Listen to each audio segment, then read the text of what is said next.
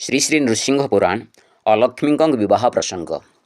एथु अनंतरे पुण नारद गोसाई विधाता पादे नमी पाद्य अर्घ्य देई बोइले मु कथा एक पुछिबि छामुरे कमला इलाकु विवाह कले रत्नाकरे ज्येष्ठ कन्या गोटिक जे केही नवरिले एड़े अनीति किंपाई वरुण जे कले एकथा आग कहिबा मोते पितामह अलक्ष्मी कन्या को विवाह होइले कह एकथा आग कहिबा मोते पितामह अलक्ष्मी कन्या को विवाह होइला के कह शुणी ताहा वेदवर आनंदित हेले नृसिंह पुराण अर्थ शुण तुही भले श्री नृसिंह विवाह हेले देवी कमलिनी इला कन्या को जे शेष हेले विवाह पुणी अलक्ष्मी कन्या निमंते सर्वजने आसी कन्या गुण देखी सर्वे पलांती जे खसी रत्नाकर उपरोधरे न कहंती किछि बोध देईण मात्र क जानती सर्वे घुंची सेही सकाशे लज्जारे रखिले वरुण सेही सकाशे लज्जारे रहिले वरुण से कन्या विवाह कथा कहु थाई शुण वरुण पाशे कहंती वसी नीरवती अलक्ष्मी विवाह किंपा न कल जलपति पिता घरे कन्या जेबे हुए रजोवती शपथ पुरुष जाए पानी न पावंती पुराण रे एही कथा तुम्भे अछ शुणी कि विचारी बिंबा तुम्भे न कल दुलणी अदिति ठाकुराणी जे तुम्भरत माता कन्या विवाह किंपा तांकु नोहिला को चिंता नातुणी की वर खंजा कहीं न कले कूल वृद्धा होई सेहु तुनित होइले एक था तो बड़ निंदा अटे संसार को आवर कथा ए मुही कहूछि तुम्भंकु लक्ष्मीर पाश को स्वामी लेखिबा प्रमाण जणाइबा से नृसिंह प्रभु छामुरेण आंभर आतंक ए फेड़िबे अच्युत एक थारे आउ चिंता न कर हे कांत कमला छामु को बेगे लेखिबा जे लेख निश्चय नृसिंह फेड़िबे आंभ मन दुख नीरवती कथा शुणी बोलंती वरुण एक था गोटी सखीरे अटई प्रमाण लक्ष्मीर छामु को तेबे लेखिबा चिटाऊ सबुरी मनर कथा ज्ञात महाबाहु अलक्ष्मीर कथा जाक कमलिनी जाने रजोवती कन्या रखी न जोगाई क्षणे सान किवा बड़ हेउ बोली प्रतिपाली एकथा पुराणे लिहिछंती तपशाली प्रभुंक छामु को लेख समस्ते शुणिबे लक्ष्मी छामु को लेखिले केही न जानिबे कमल नृसिंह हेबे गोपते एकथा बर खंजा करिबे से जगन्नाथ जथा पत्नीर पाशे एमंत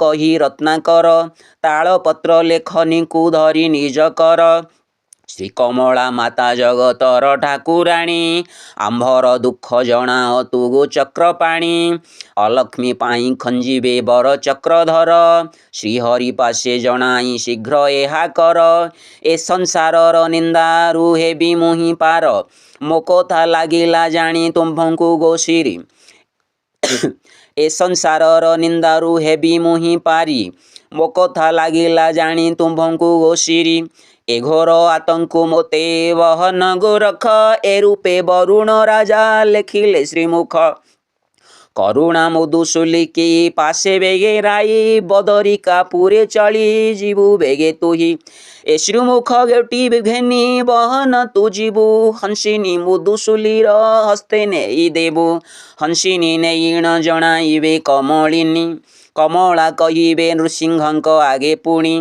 तेबे से आंभर कथा जानिबे अच्युत श्रीमुख गोटिक देले मधुसूली हस्त श्रीमुख धरी करुणा मधुसूली गला बद्रिकापुरे हंसिनी हस्ते नेई देला बेनी मधुसूली मिशी लक्ष्मी पासे गले पितांक कथा छामुरे जाई जणाइले शुण मा कमला जगतर ठाकुराणी श्रीमुख लेखी अछंती तुम्भ पिता पुणी एस न बोली हंसिनी देला नेई लेख मुद भांगी महालक्ष्मी पढ़ंती श्रीमुख एसनक समय रे आसी भगवान कमलार पुरे विजे करिले बहन देखि लोकमाता कले आसनकु तेज्या थोइण श्रीमुख तले पाद कले पूजा पादे पड़ी शोइले से श्रीचरण तले तोली महाप्रभु धइले को आणी कोले लक्ष्मी बोलंती शुणी मा हेउ दीन बंधु आपणक नाम गोटी अटे कृपा सिंधु वरुण राजार आंबे अटु तिनि जेमा कमला इला आबर अचटे अलक्ष्मा कनिष्ठा जेवेनी भग्नि विभा हेलो आंबे ज्येष्ठ कन्या विभा नोहिला क वासुदेवे विरूपा बदन तार दिशन्ते अशोभा तेणु संसार रे नोहिले ताकु केही विभा तिनि भग्नि जन्मिलु धरी तिनि अंश मोहर जन्म स्थाने से थांती अवश्य तुम्भर श्री अंगे मु अर्धे कजे धरी भृगु ऋषिंकर ध्यान मुहि अवतरी तेणु भार्गवी नामटी अटई मोहर लक्ष्मी बोली डाकिले क वरुणर पुर क्षीरसागर मध्ये मुहि जे रहिली क्षीराब्धि सुता बोलिण नाम बोलाइली तेणु करी प्रभु मुहि अटे तुम्भ अंग तुम्भर भोग जाकटी मोर अटे भोग इला कन्या जन्मिले ईश अंश धरी ब्रह्म अंशे जन्मिले अलक्ष्मी कुमारी बेनी भगिनी की बेनी भाई हेले विभा अलक्ष्मीर रूप देखी नोहिले के लोभा वरुण राजार तुम्बे हेल जेणु बंधु तेणु ज्येष्ठा कन्या विभा कर कृपा सिंधु रत्नाकर राजा कथा तुम्भंकु लागई एसन कही कमला पादे पड़ी शोई मोहर पिता तुम्भंकु लेखिले श्रीमुख शरण पशिले तांकु बेगे प्रभु रख तुम्भ बंधु हेले परा से वरुण राजा ज्येष्ठ कन्या सकाशु से पाइल कलज्जा कनिष्ठा को विभा कले ताऊ ज्येष्ठ सुता अयोग्य पणरे ताहा न कले मो पिता ज्येष्ठा कन्या को आग से करी थांते विभा तेबे एही संसार को दिसंताटी शोभा एसनक बोली लक्ष्मी जनांती छामोरे आवर कथा ए कहू अच्छी चक्रधरे ज्येष्ठा होई कन्या थिबा जाण जाहापुर कनिष्ठा को विभा कले बड़ असुंदर दूषणटी ए संसारे ताकू उपजई ऋषि माने पुराण रे कथा छंती कही एणु ज्येष्ठा कन्या आग प्रदान करिव पछे जाई कनिष्ठा को विभा करी देव एसन विधान एका जानती पंडित येसन विधान एका जानती पंडिते बुझिले आपण विभा होइले केमंते ज्येष्ठ थाउ कनिष्ठा को पिता विभा देले तेणु ज्येष्ठा कन्या को जे केही न बरिले शुणुथिव बोली करी जानती अपसरी खुण थिव बोली करी जानती अपसरी पितांकर चिंता मते लागिला श्रीहरि तेणु मुहि जनाउछि तव पद्मपादे रहिछि सचराचर व्यापी सर्वहृदे कोटि कोटि ब्रह्मांडर तुम्भे अधिपति तुम्भ आश्रिते अछंती सप्तदीप पृथ्वी चंद्र सूर्य नयन जे पवन निश्वास शरीरर लोम जाक अटंती त्रिदश आत्मा स्वरूप समस्त जीवे तुम्भवास षडरस भोग घेनी होइण प्रकाश एणु समस्त जीवर अट हे ठाकुर तेणु सर्वजिन चिंता लागे चक्रधर अजपा जप मंत्रे अट तुम्भे ग्राही एक मूर्ति रूपे सत्व रजतम होई बुद्धिंक उपरे तुम्भे श्री चैतन्य अट प्राकर्म उद्योगी अट तुम्भे जे बलिष्ठ प्रकृतिंकर ईश्वर अट आत्मा तत्तु परम ब्रह्म स्वरूप परमार्थ हेतु जावत पुराण मध्ये तुम्भ अर्थ एका प्राणींक पाई अनंत रूप तव शाखा प्रलय जलर मध्ये मधु दैत्य मारी मधुसूदन नामटी धर गदाधारी दश अवतार होई असुर कुमारी मोर कुमारीण नाम बहिब मुरारी जावत श्रद्धारे तुम्भ नाम अटे श्रद्धा आउ जे श्रद्धारे न उपुजे काल बाधा हसंती शुणंती प्रिया भाग्य भागग्राही हसंती शुणंती प्रिया वाक्य भावग्राही बोइले विभा करिवे निश्चय सखी मुहि पितांक पासे पेशिवा एबे एक चार ବିଭାର ଯୋଗାଡ଼ ଏବେ କରନ୍ତୁ ଶ୍ୱଶୁର। ଶୁଣି ଦେବୀ କମଳିନୀ ମନେ ଶ୍ରଦ୍ଧା ବହି, କରୁଣା ମୁଦୁସୁଲି କି ପାଖକୁ ଡକାଇ, ବୋଇଲେ ପିତାଙ୍କ ଆଗେ କହ ଯାଇ ସବୁ, ବର ଗୋଟିଏ ଖଞ୍ଜି ଦେବେ ମହାପ୍ରଭୁ। ବିଭାର ଯୋଗାଡ଼ ମାନ ବେଗେ ସେ କରନ୍ତୁ, 3 ଦିନ ପରେ ବିଭା ହେବ ଜାଣତ ତୁ। ଶୁଣିଣ ସେ ମୁଦୁସୁଲି ବେଗେ ଚଳଲା ଚଳି, କହିଲା ସବୁ ବରୁଣ ରାଜା ଆଗେ ମିଳି। ବିଭାର ଯୋଗାଡ଼ ପ୍ରଭୁ ଶୀଘ୍ର ନିର୍ବାହ କର, ନୃସିଂହ ଛାମୁରେ ଲକ୍ଷ୍ମୀ କହିଲେ ଅପାର। ତେଣୁ କରି ମହାପ୍ରଭୁ ଯିବେ ବର ଖଞ୍ଜି, କାଲି ଆସି ତୁମ୍ଭ ଆଗେ ହେବେ ସର୍ବେ ରୁଜି। ଶୁଣିଣ ବରୁଣ ରାଜା ହୋଇଲେ ଆନନ୍ଦ, ଏଥୁ ଅନନ୍ତରେ ବାମୀ ଶୁଣ ହେ ନାରଦ। ଏଥୁ ଅନନ୍ତରେ ବାଣୀ ଶୁଣ ହେ ନାରଦ। କମଳା ବଚନ ପାଳି ଚଳିଲେ ନୃସିଂହ, ଉଦ୍ଦାଳକ ଋଷିପୁରେ ମିଳିଲେ କବେଗ। ଋଷି ମଧ୍ୟରେ ଶ୍ରେଷ୍ଠ ସେ ଅଟନ୍ତି ବିଶେଷ, ତାହାଙ୍କ ଆଶ୍ରମେ ବିଜେ କଲେ ଋଷିକେଶ। ପ୍ରଭୁଙ୍କୁ ଦେଖି ସେ କଲେ ଆସନକୁ ତେଜା, 16 ଉପଚାରେ କଲେ ହରିଙ୍କର ପୂଜା। ପୂଜା ପାଇଣ ସନ୍ତୋଷ ହେଲେ ଜନାର୍ଦ୍ଦନ, ବୋଲନ୍ତି ଯେ ସାବଧାନେ ଶୁଣ ତପୋଧନ। ତୁମ୍ଭର ସାଙ୍ଗରେ ବନ୍ଧୁ ହୋଇବା କାରଣ, ଆସିଲୁ ଗରୁଡ଼ ଚଢ଼ି ଏହି ତପୋବନ। ଆମ୍ଭର ପ୍ରିୟା ଅଟନ୍ତି ଜାଣ କମଳିନୀ, ତାହାଙ୍କର ଜ୍ୟେଷ୍ଠା ଭଗ୍ନୀ ବରୁଣ ଦୁଲଣୀ। ତାହାଙ୍କ ନିମନ୍ତେ ଆଜି ବର ହେବ ତୁମ୍ଭେ, ତୁମ୍ଭଙ୍କୁ ଏ ଅନୁରୋଧ କରୁଅଛୁ ଆମ୍ଭେ। ପ୍ରଭୁଙ୍କ କୋମଳ ବାଣୀ ଶୁଣି ମହାଋଷି, ସେ ଅମୃତ ବଚନକୁ ଘେନିଲେ ବିଶେଷୀ। ନୃସିଂହଙ୍କ ମୁଖରୁ ଶୁଣି ବିଭା ବାକ୍ୟ, ଆନନ୍ଦ ମନେ କହନ୍ତି ହସି ଉଦ୍ଦାଳକ। ବୋଲନ୍ତି ଯେ ସାବଧାନେ ଶୁଣ ଭାବଗ୍ରାହୀ, ତୁମ୍ଭ ଆଜ୍ଞାକୁ ଭାଙ୍ଗିବା କେହି ଦେବ ଦେଇ। ତୁମ୍ଭ ଆଜ୍ଞାକୁ ଭାଙ୍ଗିବ କେହି ଦେହ ବହି, ତୁମ୍ଭର ଆଜ୍ଞାରେ ବିଭା ହେବା ନିଶ୍ଚେ ଜାଣ। ହେଲେ ହେଁ ଋଷିଙ୍କ ଏହି କଥା ଅଦୂଷଣ, ଶୁଣିକରି ମହାପ୍ରଭୁ ବୋଲୁଛନ୍ତି ବସି, କହିବା ତେଣେ ତେବେ ଶୁଣ ହେ ଉଦ୍ଦାଳକ ଋଷି। ଏ ଚରାଚର ଯାକେଛନ୍ତି ଯେତେ ଲୋକ, ପତ୍ନୀ ନଥିବାରୁ ବିପ୍ରେ ହୁଅନ୍ତି ଅପୂଜକ। ତାହାଙ୍କୁଟି ନମସ୍କାର କରି ନ ଯୋଗାଇ, ନୃପତିମାନେ ସଭାରେ ବସାଇ ନ ଦେଇ। ପତ୍ନୀ ନଥିବାର ଲୋକ ମୁଖ ଚାହିଁଲେ, ପତ୍ନୀ ନଥିବା ଲୋକର ମୁଖକୁ ଚାହିଁଲେ, ପୂର୍ବଜନ୍ମ ସୁକୃତଟି ନାଶ ଯାଇ ଭଲେ। ଯେତେ ସେ ଯୋଗୀନ୍ଦ୍ର ହେଲେ କାମ ନାହିଁ ଛାଡ଼ି, ସ୍ୱପ୍ନେ ବୀର୍ଯ୍ୟ ଖସିଯାଏ ପଦାରେ ଯେ ପଡ଼ି। ମାତୃହରଣ ଦୋଷଟି ତାହାକୁ ଲାଗଇ, ତେଣୁ ବିଧାତା ପୃଥିକୀ ମାତା ବୋଲି କହି। ଆହୁରି ଦୋଷ କେ ଜାଣ ଅଛି ତପଶୀଳ, ପୁତ୍ର ନଥିଲେ ନରକେ ପଡ଼ଇ କେବଳ। ଅଗ୍ନିକା ମହର୍ଷି ଯମପୁରୁ ବାହୁଡ଼ିଲେ, ପୁତ୍ର ନଥିବାରୁ ସେହୁ ମୃଗ ପତ୍ନୀ କଲେ। କୁମାରେକ ଉପୁଜାଇ ଗଲେ ସ୍ୱର୍ଗପୁର, ବିଷ୍ଣୁ ବିଷ୍ଣୁ ବ୍ରହ୍ମା ବିଷ୍ଣୁ ହରରୁ କେ ଅଟେ ଯୋଗାରୂଢ଼। ସେହିମାନେ ହୋଇଛନ୍ତି ପତ୍ନୀ ପୁଣି ବିଭା। ସମସ୍ତଙ୍କ ଋଷି ପତ୍ନୀ ସଂସାରେ ଦେଖିବା, ବଶିଷ୍ଠ ଅଙ୍ଗିରା ଅତ୍ରି ବ୍ୟାସ ଋଷି ଯାକ। କାହାର ବା ପତ୍ନୀ ନାହିଁ ଦେଖ ଉଦ୍ଦାଳକ, ଏକାୟା ଗୋଟି ବହିଲେ ସ୍ତ୍ରୀ ନାହିଁ ଛାଡ଼ି। ମାୟାଟିଏ ସ୍ତ୍ରୀ ଭୋଗ ମୈଥୁନରେ ଜଡ଼ି, ସଂସାର ଭିତରୁ ତୁମ୍ଭେ ବାହାର ହେଲ କି। ଅଭୂଷଣ ପତ୍ନୀ ବୋଲି ବୋଇଲ କାହିଁକି, ଉଦ୍ଦାଳକ ବୋଇଲ ଏ କଥା ଅଟେ ସତ। ଯାଚିଲା କନ୍ୟାକୁ ବିଭା ନୁହେଁ ଅପଣ୍ଡିତ, ମନେ ମନେ ଏହା ପାଞ୍ଚି ଉଦ୍ଦାଳକ ଋଷି। ଆଜ୍ଞା ଭାଙ୍ଗିଲେ ପ୍ରଭୁର ହେବି ମୁହିଁ ଦୋଷୀ, ଏତେ ପାଞ୍ଚି ଶ୍ରୀ ନୃସିଂହ ପାଦେ କଲେ ସେବା। ବୋଇଲେ ନିଶ୍ଚେ ମୁହିଁ ଯେ କନ୍ୟା ହେବି ବିଭା। ଶୁଣିଣ ଆନନ୍ଦ ଚିତ୍ତ ହେଲେ ମହାପ୍ରଭୁ, ସେ କନ୍ୟା କଥା ତୁମ୍ଭଙ୍କୁ ଲାଗେ ଜଣା ସବୁ। ଋଷିଗଣ ସଙ୍ଗେ ଘେନି ଚଳି ତୁମ୍ଭେ ଯାଅ, ତୁମ୍ଭେ ବିଭା ହେଲେ ମୋର ଫିଟିବ ସନ୍ଦେହ।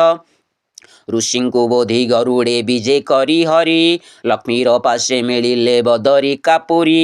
କମଳା ପାଶେ କହନ୍ତି ବସି ପୁଣ୍ୟ ଶ୍ଲୋକ, କାଲି ଯାଇ ବିଭା ହେବେ ମୁନି ଉଦ୍ଦାଳକ। ଏହା ଶୁଣି ମହାଲକ୍ଷ୍ମୀ ହୋଇଲେ ଆନନ୍ଦ, ଏଥୁ ଅନନ୍ତରେ ବାଣୀ ଶୁଣ ହେ ନାରଦ। ଉଦ୍ଦାଳକ ମହାଋଷି ଆସନରେ ବସି, ତତକ୍ଷଣେ ସୁମରିଲେ ସକଳ ମହର୍ଷି। ସୁଆସନ ଟଳିଲାରୁ ଜାଣି ଋଷିପାଳ, ବିଭା ହେବା ନିମନ୍ତେ ଯେ ସୁରେ ଉଦ୍ଦାଳକ। ସୁହାସନ ଟଳିଲାରୁ ଜାଣି ଋଷି ପାକ ବିଭା ହେବା ନିମନ୍ତେ ଯେ ସୁରେ ଉଦ୍ଦାଳକ ପୁରେ ମିଳି ସର୍ବମହା ଋଷି ନାରଦଙ୍କୁ ଦୂତପଣେ ଜଳାଧିପେ ପେଶି ଚଳିଲେ ନାରଦ ଋଷି ରତ୍ନାକର ପାଶ ବରୁଣର ପାଶେ ଯାଇ ହୋଇଲେ ପ୍ରବେଶ ବିଭାର ବିଧାନ ଯାକ କହିଲେ ରାଜାଙ୍କୁ ସିନ୍ଧୁ ତୀରକୁ ଆସ ଯେ ହେ ନୀଣ କନ୍ୟାକୁ ଉଦ୍ଦାଳକ ଋଷିଙ୍କି ଶ୍ରୀ ହରିଛନ୍ତି ବରି ବହନ ହୋଇ ଚଳିବା କନ୍ୟା ଗୋଟି ଧରି ଶୁଣିଣ ବରୁଣ ରାଜା ଆନନ୍ଦିତ ହେଲେ ନୀରବତୀର ପାଶରେ ସମସ୍ତ କହିଲେ ବୋଇଲେ କ ସିନ୍ଧୁ ତୀରେ କରିବା ଯେ ବିଭା ଯୋଗାଡ଼ ମାନ କରିବା ତହିଁ ନେଇ ନିର୍ଭା କହି ବରୁଣ ଯୋଗାଡ଼ ମାନ ହସ୍ତେ ଧରି ନୀରବତୀ ମାତା କନ୍ୟାକୁ ଯେ ବେଶ କରି ଚଳିଗଲେ ତତକ୍ଷଣେ ସମୁଦ୍ରର ତୀର ବିଶ୍ୱକର୍ମାକୁ କହିଲେ ଡାକି ରତ୍ନାକର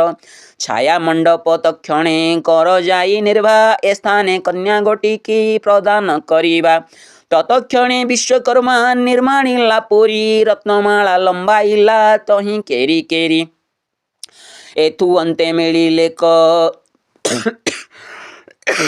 ଏଥୁ ଅନ୍ତେ ମିଳିଲେ କ ଆସି ଋଷି ଯାକ ବର ବେଶ କରାଇଲେ ଋଷି ଉଦ୍ଦାଳକ ଦେବ କନ୍ୟାମାନେ ଆସି ଦେଲେ ତହିଁ ମିଳି ମଙ୍ଗଳ ମନାସି ତହିଁ ଦେଲେ ହୁଳହୁଳି ବାଜଇ ଶଙ୍ଖ ମହୁରୀ ବଂଶୀ ଅଳାବେଣୀ ମଙ୍ଗଳ ନାଦରେ ଗୀତ ଗାବନ୍ତି କାମିନୀ ବାଟରେ ବରଣ କଲେ ରତ୍ନାକର ଆସି ବର ହସ୍ତ ଧରି ବେଦୀ ପରେ ଯାଇ ବସି ଆଶିଷ ମନ୍ତ୍ର କାଣ୍ଡିକ ବଶିଷ୍ଠ ଯେ ପଢ଼ି ବେଦୀ ଉପରେ ବସିଲେ ଋଷିମାନେ ବେଢ଼ି ବରୁଣ ପୂଜା ସାରିଣ ସଂକଳ୍ପ କଲେ ଗନ୍ଧାଧିବାସ କରିଣ ବୈଶାଲା ପୋତିଲେ ବିଭାର ବିଧି ଯେତେକ ସବୁ ହେଳେ କରି ମଧୁପର୍କ ଆଚମନ ଲବଣ ଚଉରି ବରର ପାଲଟା ଶାଢ଼ୀ କନ୍ୟା ପିନ୍ଧାଇଲେ ଅସରଳ ସୂତା ବାନ୍ଧି ବସୁଧାରା ଦେଲେ ଯଜ୍ଞ ପବିତ ପିନ୍ଧିଣ ଋଷି ଉଦ୍ଦାଳକ ମୁକୁଟ ଶିରେ ବାନ୍ଧିଣ ହେଲେ ଅଭିଷେକ ଛାୟା ମଣ୍ଡପର ବେଦୀ ପରେ ଯାଇ ବସି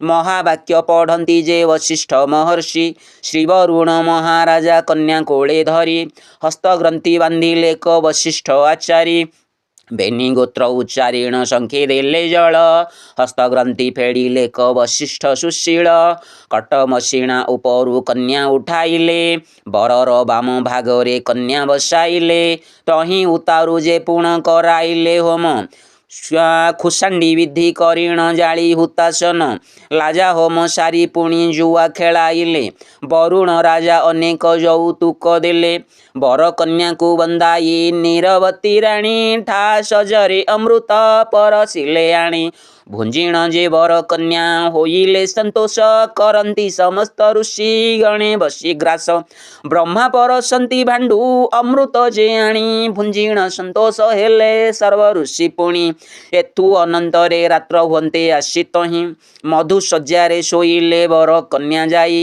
ଚଉଠି ଆଦି ଶପଥ ମଙ୍ଗଳା ଯେ କଲେ ସମସ୍ତ ଋଷି ଯେ ଯାହା ପୁରେ ଚଳିଗଲେ ବ୍ରହ୍ମାଏ ବୋଇଲେ ଶୁଣ ଆହେ ରତ୍ନାକର ସର୍ବଦିନେ ଜାଣଥିବ ତୋର ଏହି ପୁର ତ୍ରେତା ଯୁଗରେ ଶ୍ରୀରାମ ହେବେ ଅବତାର ସୀତାକୁ ହରଣ କରି ନେବ ଦଶ ଶିର ମରୁତ ରାଜାର ସାପେ ବାତୁଳ ଶ୍ରୀରାମ କୁଶ ଶଯ୍ୟା କରି ବସିବେ କ ପରମ ବ୍ରହ୍ମ ସେତୁ ବନ୍ଧ ପକାଇଣ ସର୍ବେ ହେବେ ପାରି ସୁବଳ ପର୍ବତେ ରହିବେ କ ସବୁ ହରି ସୁବଳ ପର୍ବତେ ରହି ସବୁ ରୁକ୍ଷ ହରି ରାବଣଙ୍କୁ ମାରି ରାମ ସୀତାଙ୍କୁ ଆଣିବେ ଅଯୋଧ୍ୟାପୁରକୁ ଯାଇ ଅଭିଷେକ ହେବେ ଏସ୍ଥାନେ ବାଳୁତ ଭାବ ଶ୍ରୀରାମର ଜୀବ ରାମେଶ୍ୱର ଏସ୍ଥାନରେ ପୂଜିବେ ରାଘବ ଏତେ କହି ବ୍ରହ୍ମା ଚଳି ଗଲେ ନିଜ ଦେଶ ଉଦ୍ଦାଳକ ଗଲେ ପୁଣି ବରୁଣର ପାଶ ବୋଇଲେ ଆମ୍ଭେ ତ ଏବେ ଯାଉଅଛୁ ଚଳି ରତ୍ନାକର ବୋଇଲେ କ ଶୁଣ ତପଶାଳୀ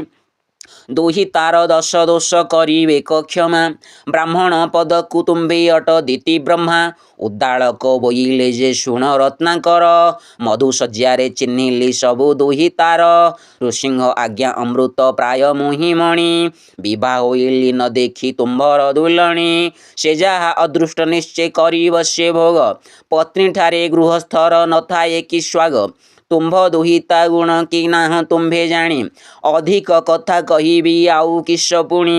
ଏତେ କହି ଉଦ୍ଦାଳକ ମେଲାଣି ହୋଇଲେ କନ୍ୟାକୁ ହେନି ଆପଣା ପୁରରେ ମିଳିଲେ। ଉଦ୍ଦାଳକ ଗଲାରୁ ସେ ବରୁଣ ଯେ ଗଲେ ଜଳାଶୟ ପୁରେ ଯାଇ ପ୍ରବେଶ ହୋଇଲେ। ଏଥୁ ଅନନ୍ତରେ ବାଣୀ ଶୁଣ ହେ ନାରଦ ଉଦ୍ଦାଳକ ପତ୍ନୀଙ୍କର ଜୀବନ ସମ୍ବାଦ। ନିଜ ଆଶ୍ରମେ କରନ୍ତି ହେନି ଗୃହବାସ ଅଲକ୍ଷ୍ମୀଙ୍କି ସେହି କଥା ଲାଗେ ଜାଣ ବିଷ। ପ୍ରାତଃ କାଳରୁ ଆହ୍ନିକେ ଯାନ୍ତି ମହାମୁନି ଘୃତ ହୋମ କରି ନୀତି ପୂଜନ୍ତି ଯେ ଅଗ୍ନି।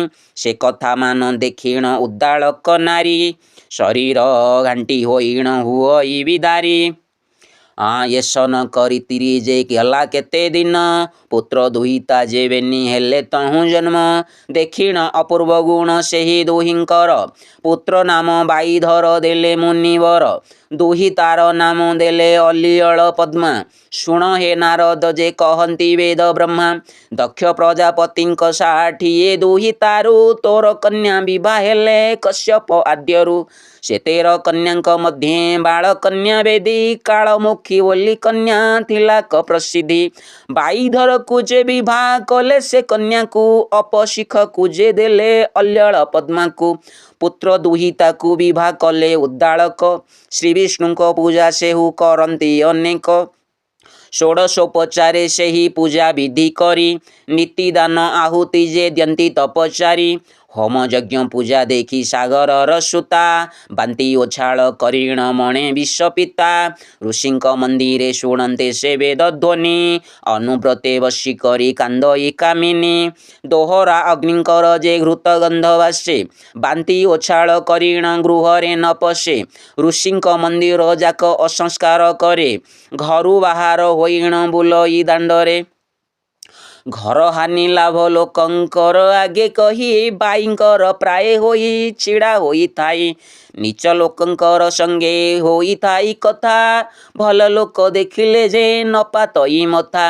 ଅଲାଜୁକପଣରେ ଯେ ହସେ କର କର କାକ ପକ୍ଷୀ ପ୍ରାୟ ସେହୁ ଚାହେଁ ନିରନ୍ତର।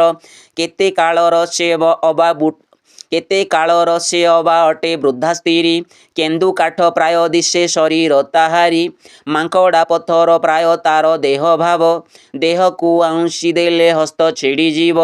ଲୌହ ପ୍ରତିମା ପରାୟ ଦିଶେ ସେହୁ ଶୋଭା ଦେହ ଅନୁରୂପ ତାର ଶ୍ରୀମୁଖର ପ୍ରଭା। ପିଙ୍ଗଳ ବରନ କେଶ ଅଟେ ଲମ୍ବ କର୍ଣ୍ଣ ରକ୍ତବର୍ଣ୍ଣ ପ୍ରାୟ ଦିଶେ ତାବେନି ନୟନ। ଦୋପଖା ଚୁଲିର ପ୍ରାୟ ଦିଶେ ନାସା ପୁଡ଼ା ଅଧର ବର୍ଣ୍ଣ ଦିଶଇ ଜେହ୍ନେ ଦର ପୋଡ଼ା।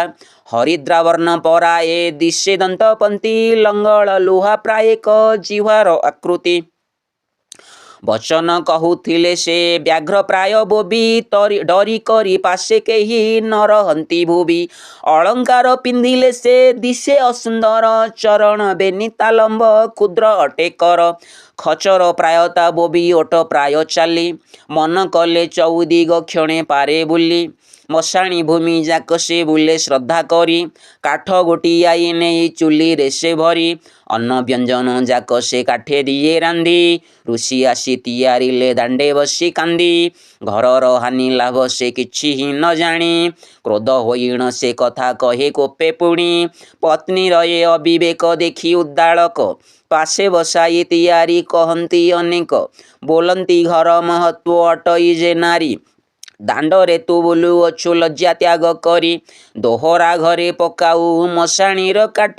ତିଆରି କହିଲେ ପୁଣି ବସି ହେଉ ରୁଷ୍ଟ କେଶ ମୁକୁଳା କରିଣ ଦାଣ୍ଡେ ବୁଲୁଥାଉ ମେଷବୋଦା ହାଣିବାର ସ୍ଥାନେ ଛିଡ଼ା ହେଉ।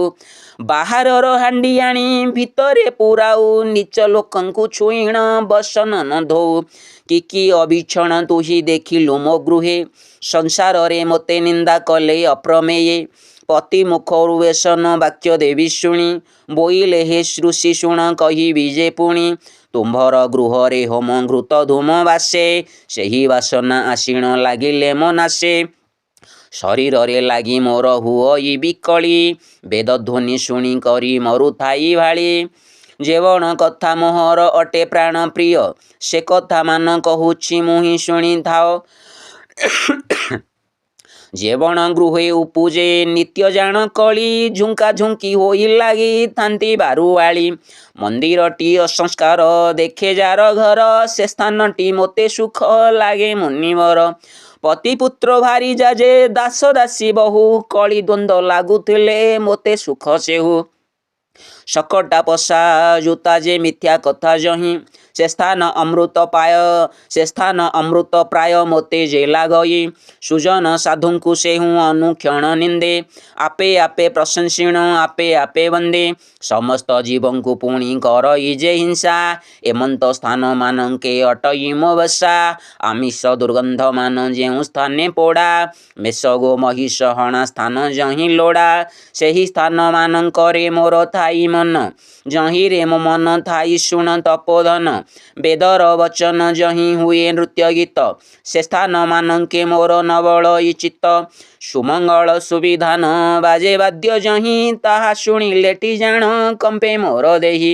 ସୁଜନ ସୁପୁରୁଷ ସୁବିଘ୍ନବନ୍ତ ନାରୀ ଅପୂର୍ବ ସୌନ୍ଦର୍ଯ୍ୟ ରୂପବତୀ ମନହାରୀ।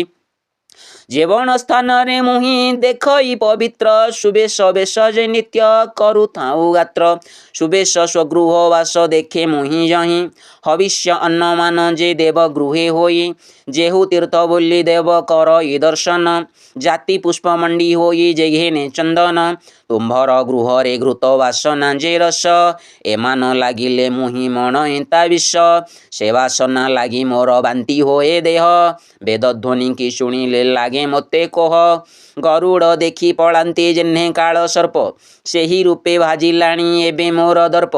କୁସ୍ଥାନେ ବାସ କରିବ ଯାଇ ଏବେ ତୁମ୍ଭେ ଦୁହେଁ ମିଶିଣ ରହିବା ଜାଣ ଚାଲ ଆମ୍ଭେ।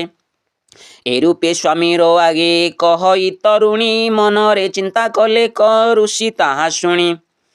ବୋଇଲେ ସ୍ତ୍ରୀ ପ୍ରାୟ ପତ୍ନୀ ଯେବେ ଥିବ କୂଳକୁ କଳଙ୍କ ହୋଇ ଭସ୍ମ କରିଦେବ।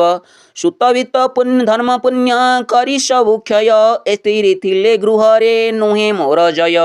ବାଇ ବାତୁଳିଙ୍କ ଠାରୁ ଅଟେ ଏ ନିର୍ଲଜ ଏହାର ସଙ୍ଗତେ ମୋର ନାହିଁ ଆଉ କାର୍ଯ୍ୟ। ଏସନକ ମନ ମଧ୍ୟ ପାଞ୍ଚି ମହାମୁନି ବୋଇଲେ କହିବା ଏବେ ଶୁଣରେ କାମିନୀ। ଏ ସ୍ଥାନ ସୁଖ ନୋହିଲା ଜାଣ ଯେବେ ତୋତେ କୁସ୍ଥାନରେ ବାସ ଯାଇ କରିବା ନିଶ୍ଚିନ୍ତେ। ଅଗମ୍ୟ ସ୍ଥାନକୁ ଯାଇ ରହିବା ବନରେ ଶୁଣିଣ ବରୁଣ ଯେବା ଉଠିଲେ ତତ୍ପରେ। ପୁତ୍ରବଧୂ ବେନୀଙ୍କୁ ଯେ ସଙ୍ଗତରେ ଘେନି ଅଗମ୍ୟ ବନେ ମିଳିଲେ ଯାଇ ପତି ପତ୍ନୀ। ସେଦିନ ହୋଇଛି ଯେ ଶନିଶ୍ଚର ବାର ମିଳିଲେ ଅଶ୍ୱତ୍ଥ ବୃକ୍ଷ ମୂଳେ ଶନିବର। ବୋଇଲେ ଏଠାରେ ବାସ କରରେ କାମିନୀ ଯାଉଛୁ ତୁମ୍ଭର ପାଇଁ ଭକ୍ଷ୍ୟ ଆମ୍ଭେ ଆଣି। ଏ ରୂପେ କହିଣ ଋଷି ଚଳିଲେ ବହନ ନିଜ ଆଶ୍ରମେ ମିଳିଲେ ଯାଇ ତପୋଧନ। ବୃକ୍ଷ ମୂଳେ ଯାଇ ବସି ବରୁଣ ଦୁଲଣୀ ସ୍ୱାମୀ କି ସେ ଅନୁସରି ବିଚାରଇ ପୁଣି। ବାଳ ଆଦିତ୍ୟ ପରାଏ ବୁଲାଏ ନୟନ କୋପ ଦୃଷ୍ଟି କରିଣ ସେ ହୁଏ ଛନ୍ନ ଛନ୍ନ। ଦଶ ଦିଗକୁ ଚାହିଣ କରେ ଏକ ଦୃଷ୍ଟି ସ୍ୱାମୀ କି ନ ଦେଖି ମନେ ହୁଅଇ ମନ କଷ୍ଟି। ବସିଲା ସେ ଅଷ୍ଟମ ଦିନ ଯାଏ ଅନୁସରି ଲେଉଟି ଯେ ଶନିବାର ହେଲା ଆସି କରି। ତୃଷା କ୍ଷୁଧା ଭରେ ସେହି ଦିଏ ଘୋର ରଡ଼ି କାନ୍ଦେ ଉଚ୍ଚ ସ୍ୱରେ ଭୂମି ପରେ ଗଡ଼ି ଗଡ଼ି। ବ୍ୟାଘ୍ର ଭଲ୍ଲୁକର ପ୍ରାୟ ଘୋର ଶବ୍ଦ କରେ ପତିକୁ ନ ଦେଖି ସେହୁ କାନ୍ଦେ ଉଚ୍ଚ ସ୍ୱରେ। 14 ଭୁବନ ଯାକ କମ୍ପିଲେ ତା ଶୁଣି ଚମକି ରୋଦନ ଘାତେ ପଡ଼ିଲେ ଧରଣୀ। ବଦରିକାପୁରକୁ ସେ ଶବ୍ଦ ଗଲା ଶୁଭି ଭଗ୍ନୀ ଯେ କାନ୍ଦିଲେ ବୋଲି ଜାଣିଲେ ଭାର୍ଗବୀ। ପ୍ରତ୍ୟକ୍ଷେ ଅଟନ୍ତି ଦେବୀ ଜଗତର ମାତା ଭଗିନୀ କାନ୍ଦଣା ବୋଲି ଜାଣି ଭୃଗୁସୁତା। ଶ୍ରୀନୃସିଂହ ପ୍ରଭୁଙ୍କୁ ସେ କହନ୍ତି ଯେ ଯାଇ ବୋଇଲେ ସାବଧାନେ ଶୁଣ ଭାବଗ୍ରାହୀ। ପାଇଲା ମୋହର ଜ୍ୟେଷ୍ଠ ଭଗ୍ନୀ ବଡ଼ କଷ୍ଟ ସମ୍ଭାଳି ନ ପାରି ମୁନି ହେଲେ ମହାରୁଷ୍ଟ। ବନସ୍ଥ ଭିତରେ ଆଣି ଛାଡ଼ି ଦେଇ ଗଲେ ମରିବ ସେହୁ ବ୍ୟର୍ଥରେ ତୁମ୍ଭେ ତନ ଗଲେ। ମୋହର ସମାନ ତାକୁ ଅଧିକାର ଦେଇ ରଖ ଯେଣୁ ଜ୍ୟେଷ୍ଠ ଭଗ୍ନୀ ଅଟେ ମୋର ସେହି। ଏହା ଶୁଣି ମହାପ୍ରଭୁ ହୋଇ ହସ ହସ ଗରୁଡ଼ କନ୍ଧେ ବିଜୟ କଲେ ହୃଷିକେଶ। ଜ୍ୟେଷ୍ଠା କନ୍ୟା ପାଶେ ଯାଇ ମିଳି ଦେବରାଜ ଦେଖି ଉଦ୍ଦାଳକ ନାରୀ ପାଇ ମନେ ଲାଜ। ବୃକ୍ଷର ଉହାଡ଼େ ଯାଇ କାନ୍ଦିଣ ବସିଲେ କାନି ପଣତକୁ ଦେଇ ମୁଖ ଘୋଡ଼ାଇଲେ। ଲପନ ବକ୍ର କରିଣ ବଚନ କହଇ ବୋଲେ କେତେ କଷ୍ଟ ପାଇ ମୁହିଁ ଭାବଗ୍ରାହୀ। ତୁମ୍ଭ ପରା ବନ୍ଧୁ ଥାଉ ହେଲିନି ମାନ ଗେରସ୍ତ ତେଜା କରିଣ ଗଲେ ଘୋର ବନ ଏସନ ପୁରୁଷର ମୁଁ ଥିଲି ହସ୍ତ ଧରି କେତେ ଚମ୍ପା ଚଢ଼ାଇ ମୁଁ ଥିଲି ତ୍ରିପୁରାରୀ ତେଣୁ କରି ବନବାସ ହୋଇଲା ମୋହର ଛାମୁରେ କହିବି ଆଉ କେତେ ଚକ୍ରଧର ମହାପ୍ରଭୁ ବୋଇଲେ ହେ କହିବା ଗୋ ଶୁଣ ଆମ୍ଭବାନା ଗୋଟି ଉଡ଼େ ଏ ସଂସାରେ ପୁଣ 14 ପୁର ଯାକରେ ମୋର ଅଧିକାର 56 କୋଟି ଜୀବରେ ମୋହର ବ୍ୟବହାର ତୁମ୍ଭର କନିଷ୍ଠା ଭଗ୍ନି ଅଟେ କମଳିନୀ ମୋର ଅଧିକାରେ ସେହୁ ଅଟନ୍ତି କାରିଣୀ ତାହାଙ୍କ ଆଜ୍ଞାରେ ତୁମ୍ଭଙ୍କୁ ମୁଁ ଘେନି ଯିବି ବୈକୁଣ୍ଠ ଭୁବନରେ ନେଇ ବାସ ଦେବି ସେ ସ୍ଥାନରେ କେତେ ପୁରିଛନ୍ତି ତପୋଧନ ହୋମ ଯଜ୍ଞ କରି ପୂଜୁଛନ୍ତି ଜନାର୍ଦ୍ଦନ ଅଛନ୍ତି 33 କୋଟି ଦେବ ସନକାଦି ଗନ୍ଧ ଚନ୍ଦନ ପୁଷ୍ପରେ ହୁଅନ୍ତି ଆମୋଦି ପୂଜନ୍ତି ଅଗ୍ନିକି ଘୃତ ଦେଇ ଦ୍ୱିପ୍ରଗଣ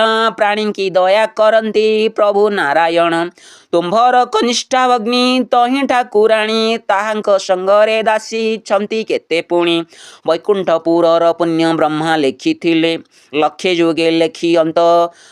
ଯୁଗେ ଲେଖି ସେହି ଅନ୍ତ ନ ପାଇଲେ ଏସନ ମହିମା ସେହି ବୈକୁଣ୍ଠର ଜାଣ 88 ସହସ୍ର ଯାଏଛନ୍ତି ଋଷିଗଣ ସେହି ବୈକୁଣ୍ଠକୁ ଚାଲ ବେଗ ହୋଇଯିବା ହରି ପଦ୍ମପାଦେ ଯାଇ କରିବାକୁ ସେବା ଶୁଣିଣ ସେ ଜ୍ୟେଷ୍ଠ ନାରୀ ବୋଲେ ନାହିଁ ସେ କଥା ଶୁଣିଲା ମାତ୍ରେ ଥରେ ମୋର ଦେହି ତୁମ୍ଭ ମୁଖୁ ଶୁଣି ମୋର ପେଟ ଫୁଲାଇଲା ବରଷକ ଆୟୁ 6 ମାସରେ କ୍ଷୟ ଗଲା ଜୀବନ କାଳରେ ସ୍ୱାମୀ ହେଲା ସୃଷ୍ଟି ପ୍ରଳୟ ସବୁ ଆତ୍ମା ଏକ ହୋଇ ମିଶି ଆଦି ମୂଳେ ଏ ସଂସାରର ସୁକୃତ ତୁମ୍ଭ ସଙ୍ଗେ ଗଲା ଦୁଷ୍କୃତ ଯାକ ଯେ ପଙ୍କ ରୂପରେ ରହିଲା ଏହି ରୂପେ ଜାଣ ବହିଗଲା କେତେ କାଳ ପାଞ୍ଚିଲେ ଜଗତ ସୂର୍ଯ୍ୟବାକୁ ଆଦି ମୂଳ ଆପଣଙ୍କ ଯୋଗୁଁ ରୁଦ୍ର ବ୍ରହ୍ମା ହେଲେ ଜାତ 14 ପୁର କରିଣ ସୃଜିଲେ ଜଗତ ଏ ଚରାଚର ଯାକେ ଯେତେ ଥିବ ଜୀବ ସବୁଙ୍କୁ ସର୍ଜନା କରି ରଖିଲେ ଦଇବ ସେଠାରୁ ସୁକୃତ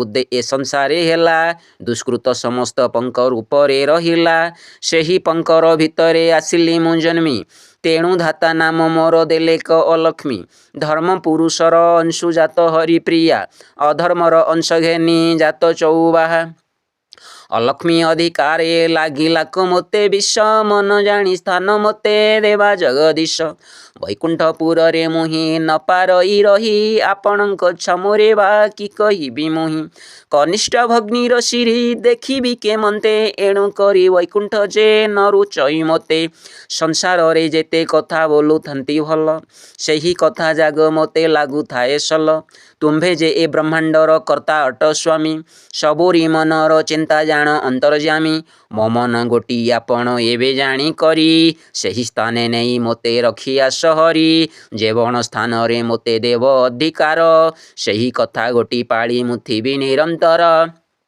ତୁମ୍ଭର ବଚନ ମୁହିଁ ଆନନ କରିବି ସ୍ୱାମୀ ସଙ୍ଗେ କାର୍ଯ୍ୟ ନାହିଁ ବନସ୍ତରେ ଥିବି ଏସନ ବଚନ ଶୁଣି ତାର ଅନ୍ତର୍ଯାମୀ ଉତ୍ତମ ସ୍ଥାନ ଦେବାକୁ ହୁଅନ୍ତି ବିଭ୍ରମୀ କମଳାର ଜ୍ୟେଷ୍ଠ ଭଗ୍ନି ଅଟଇ ଯୁକତେ ଉତ୍ତମ ସ୍ଥାନ ଦେବାର ହୁଏ ଏ ଜଗତେ ଏ ରୂପେ ପାଞ୍ଚିଣ ଚାହିଁ ତାକୁ ନର ହରି ବୋଇଲେ ସୁସ୍ଥାନ ଦେବା ଉଦ୍ଦାଳକ ନାରୀ ନୟନେ ନ ଦେଖ ତୁମ୍ଭେ ଲକ୍ଷ୍ମୀ ଅଧିକାର ଆମ୍ଭେ ତ ଏ ଜଗତରେ ଅଟୁ ଗୋ ଠାକୁର ଆମ୍ଭର ତୁମ୍ଭେ ଗୋ ଅଟ ଯେଣୁ ଜ୍ୟେଷ୍ଠ ନାରୀ ଦିତି ଠାକୁରାଣୀ ରୂପେ ସଂସାରେ ବିହରି ବସନ୍ତ କାଳ ଯେ ଏକା ଅଟେ ମଧୁମାସ ଏଥିରେ ପ୍ରଭା ତୁମ୍ଭର ଟେକିବ ଅବଶ୍ୟ ସମସ୍ତ ଜୀବରେ ତୁମ୍ଭେ ବେଳେ କ ବସିବ ତେଣୁ କରି ବସନ୍ତାଇ ନାମ ବୋଲାଇବ ଦ୍ୱାଦଶ ଆଦିତ୍ୟରେ ଯେ ବିହରିବ ମହି ତୁମ୍ଭର ଏ ନାମ ଗୋଟିଏ ଅଟେ ଶୀତଳାଇ ଅଷ୍ଟକକୁ ପଢ଼ିବେ ଯେ ନର ତାକୁ ସୁଦୟା କରିବ ତୁମ୍ଭେ ନିରନ୍ତର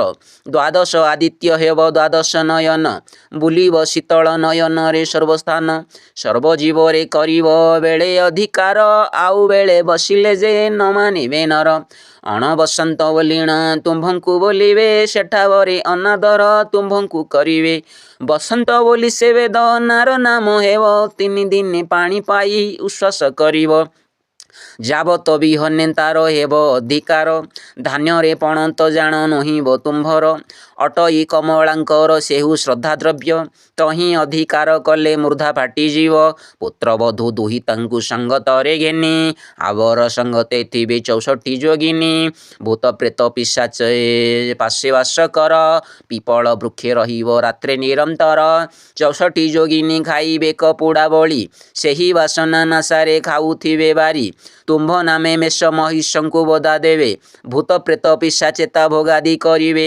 ତୁମ୍ଭର ଆଜ୍ଞାରେ ସେହୁ ପାଳିବେ ମେଦିନୀ ପିଶାଚ କଣ୍ଟା ଖାଇବେ ଚାମୁଣ୍ଡା ଯୋଗିନୀ କାଳମୁଖୀ ବାଇଧର ଥିବେ ସଙ୍ଗତରେ ତାହାଙ୍କୁ ତିଆରି ଜଗିଥିବ ନିରନ୍ତରେ ଜେବଣ ଗୃହେ ବସନ୍ତ ଜାଣ ବାହାରିବ ସେଜନ ତୁମ୍ଭଙ୍କୁ ସେବି ପଣା ପାଣି ଦେବ ଆମିଷ ବାସନା ଦ୍ରବ୍ୟ ଘେନୁଥିବ ବାସେ ଝାଟପାଟ ଉଆଲି ଯେ ଥିବ ତୁମ୍ଭ ପାଶେ ଭଣ୍ଡାର ବସାଇ ତୁମ୍ଭଙ୍କୁ ଯେ ପ୍ରତିପାଳି ତୁମ୍ଭଙ୍କୁ ଯେ ପୂଜା କରୁଥିବେ ପୋଡ଼ା ବଳି ଘୃତଗନ୍ଧ ବାସନା ସେ ପୁରେ ନ କରିବେ ଆମିଷ ଦ୍ରବ୍ୟମାନ ସେ ପୁରେ ନିୟୋଜିବେ ଭଣ୍ଡାର ଉଠାଇ ଦେବ ହୋଇବେ ସେ ଲଣ୍ଡା ତୁମ୍ଭଙ୍କୁ ପୂଜା କରିଣ ଦେବେ ଛେନା ମଣ୍ଡା ଗ୍ରାମ ବାହାରେ ତୁମ ଭଣ୍ଡାର ଥୋଇବେ ପିପଳ ବୃକ୍ଷ ପାଖରେ ଛାଡ଼ିଣ ଆସିବେ ସେ ବୃକ୍ଷ ମୂଳେ ରହିବ ରାତ୍ରେ ସବୁଦିନେ କରିବେ ମଙ୍ଗଳବାରେ ପୂଜା ଲୋକମାନେ ତୁମ୍ଭଙ୍କୁ ଏ ସଂସାରରେ ଉପନ ଯେ ଦେବେ ମଙ୍ଗଳବାରରେ ମେଷ ବଧାକୁ ମାରିବେ